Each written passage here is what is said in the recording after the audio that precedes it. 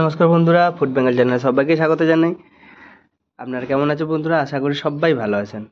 তো আজকের ভিডিওতে আমি আপনাদের কাছে শেয়ার করছি মাছের ডিমের বড়া। তো ভিডিওটা শেষ পর্যন্ত দেখার অনুরোধ থাকলো। আপনারা দেখতে থাকুন। ভালো লেগে থাকলে লাইক, শেয়ার, কমেন্ট করবেন। আর নতুন হয়ে থাকলে আমার চ্যানেলে প্লিজ একটা সাবস্ক্রাইব করবেন। তো এই মাছের ডিমের বড়া বানাতে যা যা লাগছে সেটা হলো পেঁয়াজ কুচো, কাঁচা লঙ্কা কুচোনো, হলুদ গুঁড়ো, লঙ্কা গুঁড়ো এবং লবণ।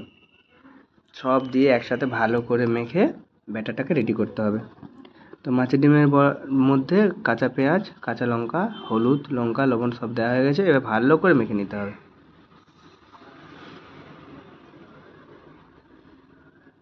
এইভাবে ভালো করে ঘেঁটে চটকে মেখে ব্যাটারটা কমপ্লিট।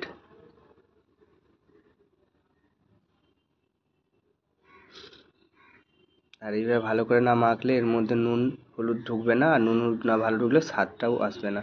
তাই সব মেখে রেডি হওয়ার পর উনুনে কড়াই বসিয়ে তেল দিয়ে দেওয়া হলো।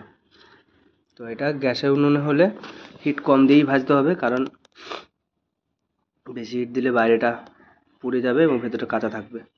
তাই আর যেহেতু কাঠের উনুন, তাই বুঝে শুনে জ্বালানি দিয়ে এক এক করে ব্যাটারটা বড়া শেপে কড়ার মধ্যে দিয়ে দেওয়া হচ্ছে। এবং তেলটা খুব কম দিলেও ভালো হয়, কারণ বেশি তেল দিলে এটা ফাটতে থাকবে, মাছের ডিমগুলো ফেটে গায়ের মধ্যে পড়বে। তাই একটু কম তেলে প্রথমে এপিট ওপিট উল্টে নিতে হবে।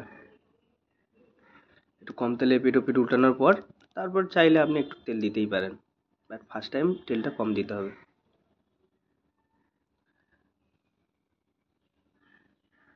এইভাবে সব বড়াগুলো দিয়ে এপিট ওপিট করে প্রায় উল্টানো কমপ্লিট। আর এইভাবে উল্টে পাল্টে দু পিঠ ভালো করে ভেজে নিলেই মাছের ডিমের বড়া রেডি।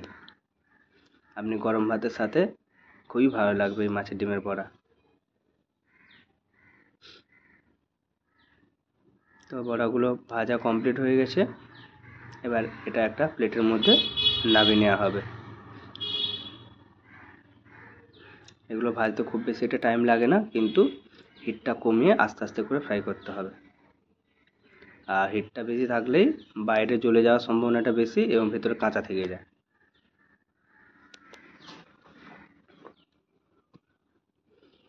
তো বড়া ভাজাগুলো কমপ্লিট হয়ে গেছে। আজকে ভিডিওটা এই পর্যন্ত। আবার কোনো দিন অন্য কোনো ভিডিও দেখা হবে।